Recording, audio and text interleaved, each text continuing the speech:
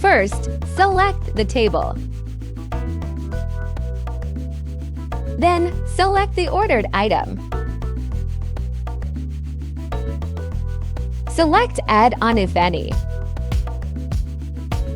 Click Done button. The ordered item is already on the list.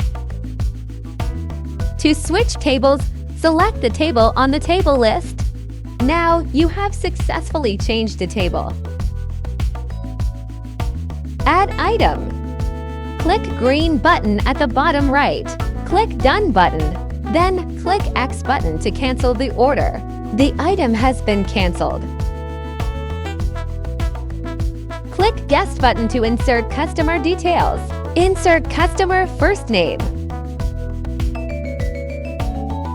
Add phone number optional.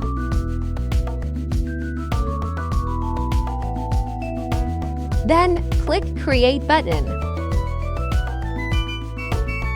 Click green button at the bottom right to submit. Hooray! You have submitted your order.